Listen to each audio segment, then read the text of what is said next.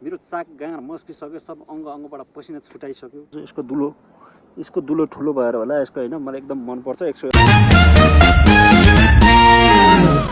हे guys, good morning, welcome to my new blog.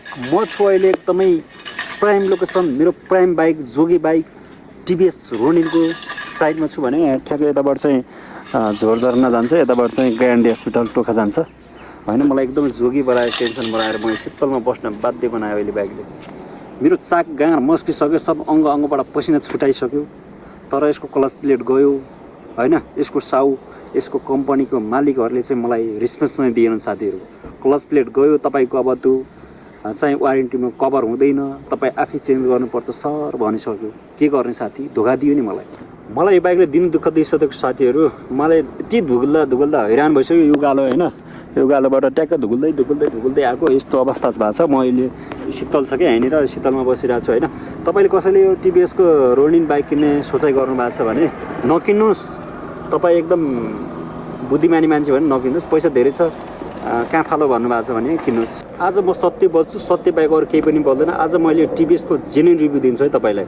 तपाईँले यो अगाडिको यो सस्पेन्सन देख्नुहुन्छ होइन, यो सस्पेन्सन तर सबैले युएसडी सस्पेन्सन राम्रो हुन्छ भन्छन् होइन, तर मलाई त्यति खासै राम्रोसँग चलेको जस्तो महसुस हुँदैन।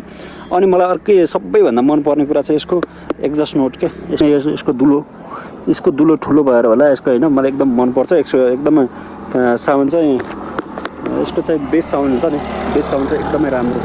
अनि सिटको कुरा गर्नुहुन्छ भने सिट चाहिँ एकजनाले चलाउन चाहिँ एकदमै कम्फर्टेबल हुन्छ, चलाउन चाहिँ राइडिङ पोजिसन चाहिँ एकदमै कम्फर्टेबल हुन्छ, तर दुईजना बस्ने भने चाहिँ चलाउन एकदमै अप्ठ्यारो हुन्छ। अनि अर्को कुरा टायरको ग्रिप चाहिँ अफ रोडमा चलाउँदा चाहिँ राम्रो छ, ठिकै छ, राम्रै छ अफ रोडमा चाहिँ हैन। यसको चाहिँ अब जेन्युन कुरा भन्ने हो भने चाहिँ यसको सस्पेन्सन र मोनो सस्पेन्सन र अगाडिको त्यो सस्पेन्सनमा चाहिँ समस्या छ।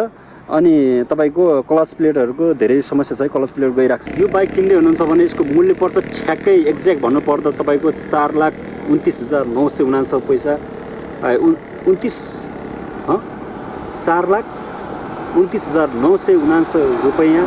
त्यसमा तपाईँले प्लस बिमा गर्नुपर्छ होइन, बिमा कति पर्छ खै 9-10 हजार कति पर्छ बिमा गर्नुपर्छ। अनि अर्को कुरा मलाई एकदमै मन नपरेको चाहिँ कम्पनीको बाइकमा चाहिँ कस्टमर सर्भिस चाहिँ जिरो छ साथीहरू।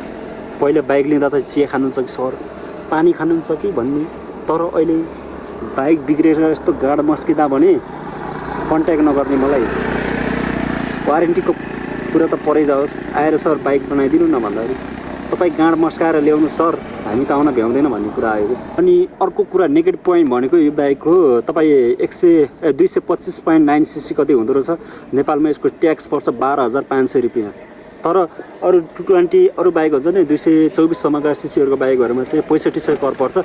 तपाईँको 1 सीसीको कारणले गर्दा यसको कर तिर्नुपर्छ ठ्याक्कै तपाईँले 12,500 रुपियाँ होइन। एकदम मस्काउँछ, गाँड मस्काउँछ बाइकले। तपाईँ किन्दै हुनुहुन्छ भने नकिन्नुहोस् भन्छु। कर पनि बढी, पर्फर्मेन्स पनि जिरो। अनि तपाईँको फर्स्ट सर्भिसिङमै तपाईँको विदाउट लेबर चार्ज गर्दा पनि मोबिल मात्र चेन्ज गर्दा तपाईँको 2200-2300देखि लिएर 2500सम्म खर्च आउँछ। मैले डिस्प्यार पनि चेन्ज गरेको होइन, केही पनि होइन, 600 किलोमिटर मात्र कुदेको छ। 2500 मेरो 2300को बिल आएको थियो होइन। तपाईँको 2200देखि 2500सम्मको बिल आउँछ। तपाईँको ब्रेक प्याड यताउति चेन्ज गर्दा चाहिँ गाँड मस्काइदिन्छु। यो बाइक नकिन्नुहोस्, वर्षमा 12,500 रुपियाँ कर मात्र छ। मेरो क्लच प्लेट 2 दिन भयो मैले सर्भिसिङ गरेको होइन। मैले पहिलेदेखि कम्पनीलाई भनेको, तर यस्तै हो सर यस्तै हो भने अहिले क्लच प्लेट गइदियो। अर्को गुड न्युज भनेको चाहिँ हामीले चाहिँ छिट्टै नै बाइक राइड प्लान गर्दैछौँ होइन। काठमाडौँमा कोही हुनुहुन्छ हामीसँग राइड जान चाहनुहुन्छ भने कन्ट्याक्ट गर्नु होला।